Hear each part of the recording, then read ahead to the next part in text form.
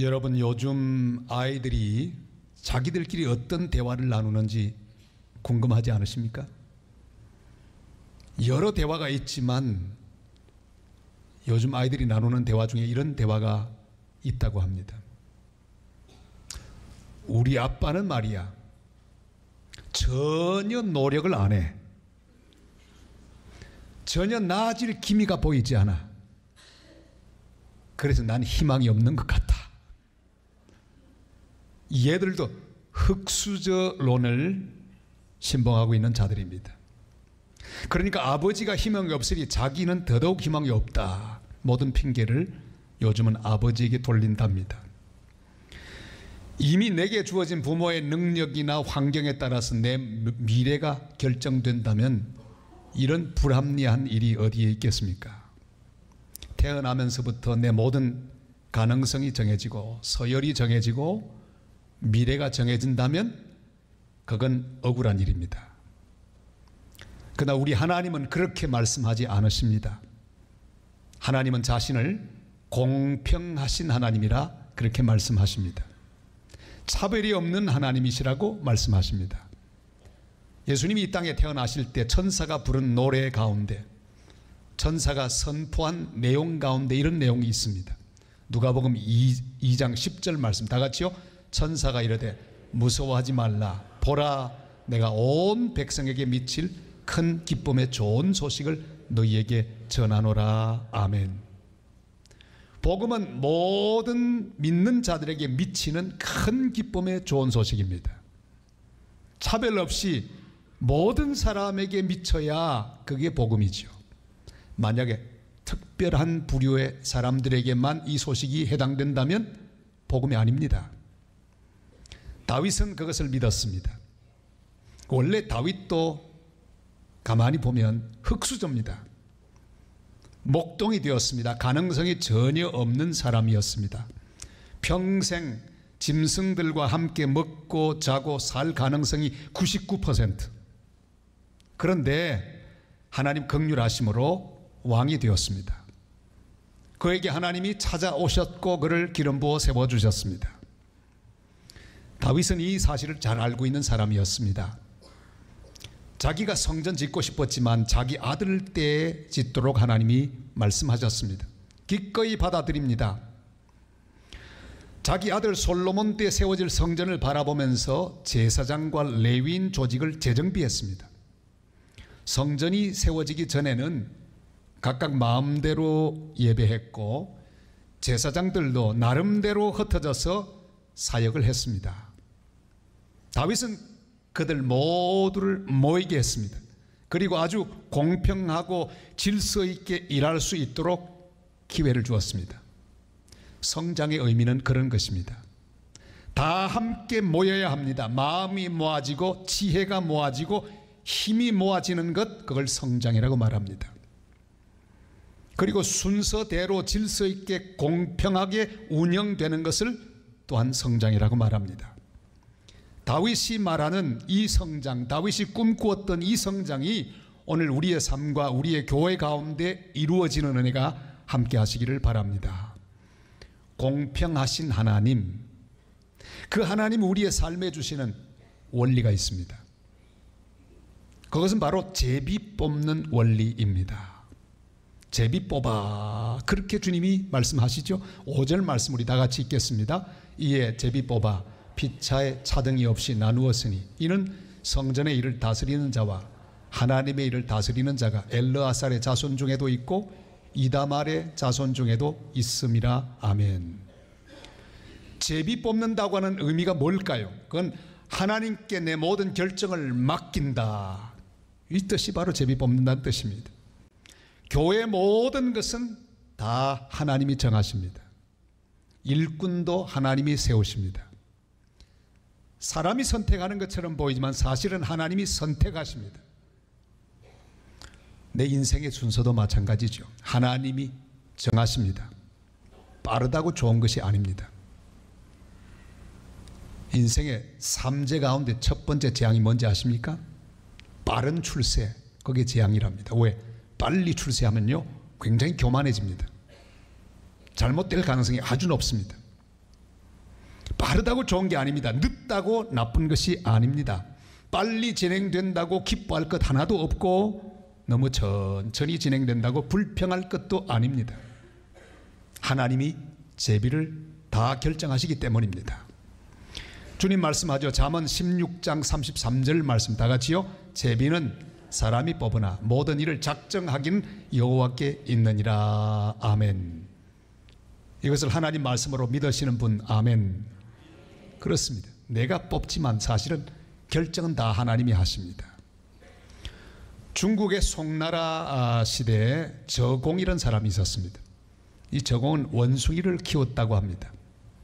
얼마나 원숭이하고 가까웠던지 소통이 가능해, 대화가 가능해. 이 저공의 경제 상태가 안 좋아졌습니다. 원숭이를 먹이는 먹이 값이 자꾸 줄어듭니다. 협상을 하죠. 원숭이들과 대화합니다. 얘들아, 이제 내가 내일부터 오전에 도토리 3개, 오후에 도토리 4개를 줄 테니까 어떻니? 원숭이가 말합니다. 안 됩니다. 3개만 먹고 우리 어떻게 살라고 말입니까? 그러면 아침에 4개 주고 저녁에 3개 주면 안 되겠네. 그거 좋다고. 그게 뭡니까? 유명한 조삼모사 그거죠? 여러분, 세상의 원리는 자기 뜻 이루기 위해 동일한 뜻의 말을 바꾸어서 말합니다. 사람들을 속입니다. 근데 백성들은 어리석게도 또 잘 속아 넘어갑니다. 정치가들은 이 일에 능합니다. 그래서 우리 흔히 말하기를 조삼모사다 그러죠. 그러나 우리가 믿는 하나님은 조삼모사의 하나님이 아닙니다. 그에게 맡겨두면 우리 인생을 가장 아름답고 완벽하게 인도하시기 때문입니다. 우리 하나님 명령을 거역하고 다시스로 가던 요나, 풍랑 가운데 그는 뱀이 창에 누워 잠자고 있었습니다. 하나님의 제비가 그를 찾아갔습니다. 요나는 하나님의 제비 앞에 일어났습니다. 이게 중요해요. 하나님께서 제비를 결정하신다고 믿는 사람은 그 앞에 예를 갖춥니다. 일어납니다. 그리고 고백하지요. 이 풍랑은 나로 말미암은 것이다. 나를 이 풍랑 가운데 던지면 잠잠하게 될 것이다. 요나는 하나님의 결정을 인정했습니다. 하나님의 제비를 인정하면 결국 하나님의 뜻을 이루게 되어 있습니다. 하나님은 큰 고기를 예비하셨고 니누에로 그를 인도하셔서 니누의 사람들을 구원하는 놀라운 도구로 요나를 써주셨습니다. 하나님 말씀을 준비하는 가운데 궁금한 사람이 있었습니다. 초대교회 때도 선거가 있었거든요. 가룟 유다의 자리를 채워줄 사람을, 후보를 쭉 뽑는데 후보가 2사람이 돼서 유스도 그리고 마띠아가 선출되었습니다. 내가 궁금했어요. 유스도는 어떻게 됐을까? 시험에 들어서 주님 떠나버린 거 아닌가? 아니었습니다. 그는 자기의 자리를 잘 지켰습니다. 사도행전 18장에 바울이 복음을 전하다가 핍박을 받습니다. 그런데 이 유스도가 자기 집으로 바울을 모셔서 복음을 전하게 도와주셨습니다. 회당 옆에 자기 집이 있는지라 대단히 위험합니다. 자기도 불이익을 당할 수 있지만 잘 영접해서 복음을 전하도록 했습니다. 그리고 골로새 4장에 보면 유스도는 신앙을 지키다가 바울과 함께 체포되고 고생합니다. 바울은 골로새 사람들에게, 교인들에게 유스도를 소개하면서 하나님 나라를 위해 함께 일한 사람이라고 그렇게 소개했습니다. 어려운 가운데도 자기에게 위로가 된 사람, 그가 바로 유스도였습니다. 그는 사도로 선택받는 일에는 탈락했습니다. 기분 나쁜 일입니다. 그러나 마지막까지 충성했던 사람이 유스도였습니다. 모든 것은 하나님의 제비에 맡기고 감사하고 하나님이 어떤 자리에 주었든지 어떤 일을 맡겼든지 그 모든 것을 감사하고 기쁨으로 충성하는 복된 하나님의 사람들 다 되시기를 주님의 이름으로 축원합니다. 오늘은 아멘을 좀 크게 하셔야 돼요. 제사장이 되는 아론의 자손은 엘르아살과 이다말로 나누어집니다. 근데 엘르아살의 후손이 훨씬 많았습니다. 족장만 16명. 그러니까 족장이 많다는 것은 그 구성원도 많다는 의미지요. 이다말은 족장이 8명밖에 안 됩니다. 그러니까 따지면 배가 더 많습니다. 2배가 많았지만 각각 1명씩만 공평하게 피차 차등 없이 제비 뽑아 정했습니다. 여러분, 숫자가 많다고 밀어붙이지 않았습니다. 하나님이 정하시는 순서대로 24반차의 일꾼을 뽑았습니다. 1년에 2주간씩 성전에서 봉사하게 했습니다. 주님은 우리 모두를 차등 없이 대하십니다. 우리 모든 인류를 차등 없이 대하십니다. 백인이라고 뭐 특별하게 우수하게 짓지 않으셨습니다. 백인이 허여멀검하게 키도 크고 힘 있어 보이지만 저는 백인들 많이 만나서 이야기하고 사귀어봤습니다. 우수한 것 하나도 없어요. 허여멀검한 게, 사람들이 그렇게 단순한 게, 간이 하나도 안 된 사람들처럼 우수한 것 하나도 발견하지 못했습니다. 그냥 그런 인간으로 만드셨어요. 차등 없이 만드셨습니다. 이번에 저는 아프리카에 가보고 아프리카 사람에 대한 인식이 달라졌습니다. 얼마나 아름다운지, 색깔이 얼마나 고운지, 그 눈동자가 얼마나 맑은지, 깊은 호수 같은, 빠질 것만 같은 눈동자, 그 미소가 얼마나 아름다운지, 그 마사이족이 춤을 추는데 얼마나 아름답게 추는지, 이야, 높이 뛰기를 뛰는데 그냥 선체로 확 뛰는데 제가 다음에 한번 보여드릴게요. 기가 막혀. 여러분, 우리 하나님은 온 세계 사람들을 피자 차등 없이 만드셨습니다. 우리 모두를 똑같이 대하십니다. 전부 사랑하십니다. 24반차의 서열은 앞에 있다고 좋은 게 아니에요. 먼저 맞는다고 좋은 게 아닙니다. 단지 순서일 뿐입니다. 늦다고 나쁜 게 또 아닙니다. 앞번호나 뒷번호나 모두 귀한 사람입니다. 먼저 하는 것 좋지만 뒤에 하는 것도 나쁘지 않습니다. 우리는 여러 가지 꽃들을 좋아하는데 특별히 봄꽃이 아름답습니다. 그러나 봄에 피어야 아름답다고 말할 수 없습니다. 진달래, 개나리 이런 꽃들이 다 아름답지만 늦게 피는 국화가 얼마나 아름답습니까? 늦어도 괜찮습니다. 조선시대 문신인 이정보는 이렇게 노래했습니다. 국화야, 너는 어이 3월 동풍 다 보내고 낙목 한천에 네 홀로 피었는다. 아마도 오상고절은 너뿐인가 하노라. 이런 뜻입니다. 국화야, 너는 어이 3월 봄바람 다 보내고 나뭇잎 떨어진 추운 계절에 너 홀로 피었느냐. 아마도 매서운 서리에도 높은 절개를 지키는 것은 너뿐인가 하노라.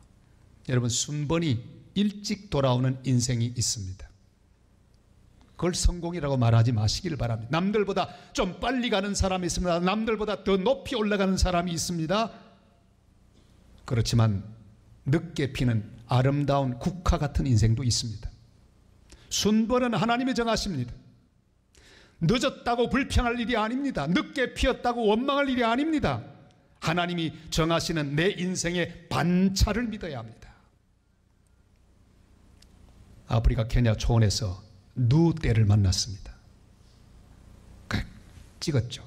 저기 누입니다. 다 누들이 쭉 있는데 꼼짝도 하지 않고 서 있는 겁니다. 참 이상해. 그걸 물었습니다. 아니, 왜 쟤들은 가만히 서 있는 거냐고. 잘 보라고. 쟤를 잘 보라고. 딱 보니 한 마리가 나타났어요. 이야, 그 대장이 나서자 드디어 누들은 움직이기 시작했습니다. 수천 마리의 누가 줄을 지어 있었습니다. 꼼짝도 하지 않고 있다가 대장이 앞서자 그들은 전부 줄을 지어 그 광야를, 그 초원을 끝없이 이어서 걸어가고 있었습니다. 저는 그 속에서 교회의 모습을 발견했습니다. 성도의 모습을 발견했습니다. 우리끼리 순서를 정하는 것은 의미가 없습니다. 주님께서 앞서 가시면 주님을 따라가는 것, 그게 교회입니다. 주님도 움직이지 않으시는데 우리끼리 앞서려 하면 아무런 의미가 없습니다. 오늘은 종교개혁 501주년 기념주일입니다. 종교개혁이 무엇입니까? 사람들이 주님보다 앞서갔습니다. 제도를 따라갔습니다. 사람을 따라갔습니다. 그래서 말틴 루터가 소리 지릅니다. 오직 믿음, 오직 은혜, 오직 성경, 주님만 앞서야 한다고 소리를 질렀습니다. 주님만 따라야 한다고 소리를 질렀습니다. 주님 외에는 아무것도 차등이 없어야 합니다. 그것이 교회입니다. 주님만 앞서고 우리 모두는 주님만을 따라야 합니다. 우리끼리 서열을 정하면 안 됩니다. 누가 높은가, 누가 더 훌륭한가, 그것은 없습니다. 직분의 차이는 없습니다. 주님만 존귀하신 분이요, 주님만 우리가 따라야 할 하나님이신 줄 우리는 믿습니다. 그 어떤 사람도, 그 어떤 직분도, 그 어떤 이념도 오직 주님만 따르는 교회, 주님만 따르는 성도들이 다 되시기를 주님의 이름으로 축원합니다. 레위 자손 중에 제사장으로 섬기기 위해 아론 자손 24반차를 모두 다 제비 뽑아 세웠습니다. 그 뒤에 레위 자손 중에 남은 자 가운데서 이 제사장을 도와서 일할 레위인 24반차를 다시 뽑았습니다. 오해할 수 있습니다. 제사장이 귀하고 제사장을 여러 방면으로 돕는 레위인들은 덜 귀하다는 뜻이 아닙니다. 모두 똑같이 귀합니다. 그 외에 남은 자, 여러분 이 말씀을 오해하지 마십시오. 떨거지란 말씀이 아닙니다. 31절 말씀 우리 다 같이 읽을까요? 이 여러 사람도 다윗 왕과 사독과 아히멜렉과 제사장과 레위 우두머리 앞에서 그들의 형제 아론 자손처럼 제비 뽑혔으니 장자의 가문과 막내 동생의 가문이 다름이 없더라. 아멘. 직분에는 차별이 없습니다. 모두 귀합니다. 하나님 우리 모두를 귀하게 보십니다. 한 사람도 무시하지 않으십니다. 사람들은 가끔 차별하죠. 우리 어머니는 차별하셨습니다.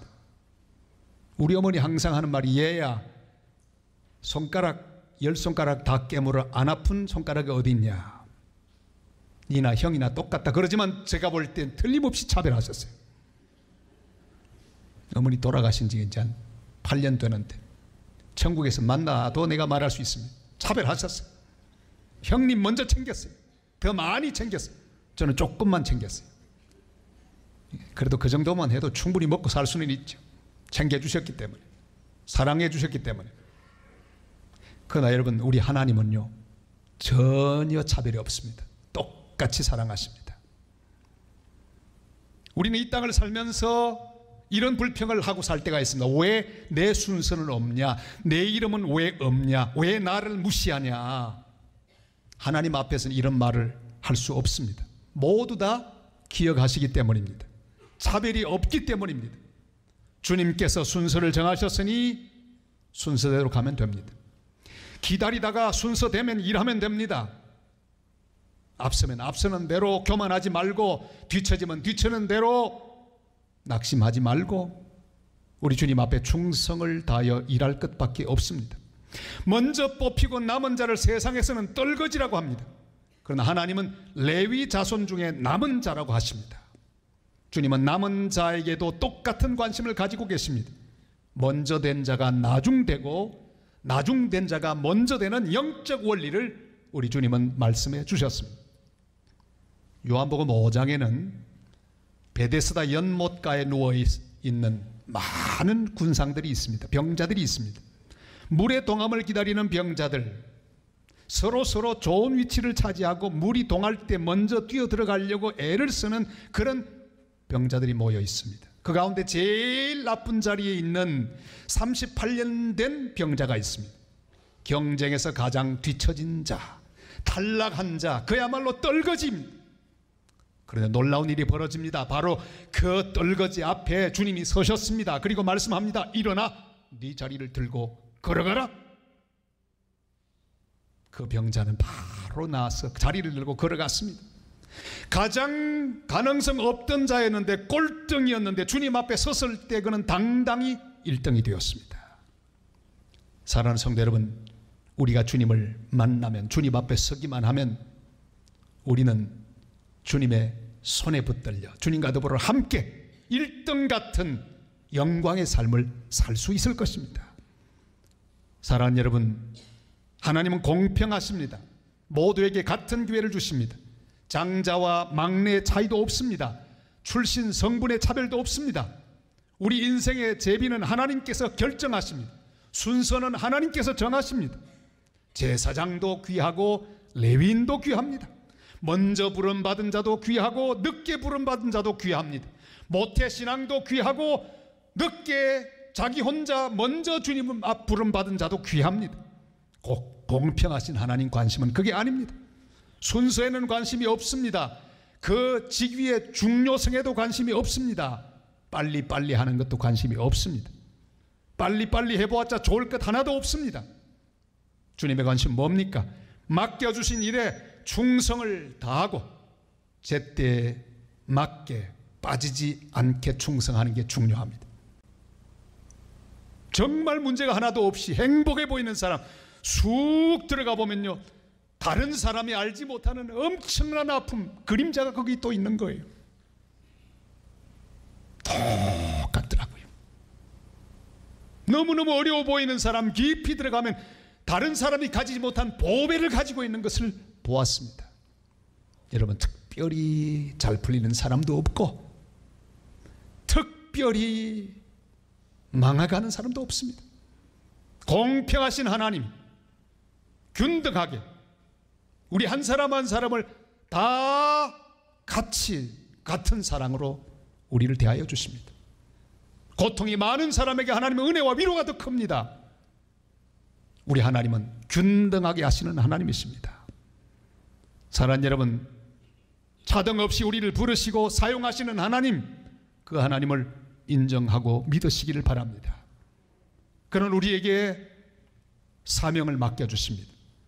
공평하신 하나님 앞에 어떤 불평도 원망도 하지 말고 주님 주신 사명 잘 감당하여 주님의 나라와 주님의 교회와 주님의 선교와 주님의 영광을 위하여 살아가는 복된 이 시대의 제사장들, 레위인들 다 되시기를 주님의 이름으로 축원합니다.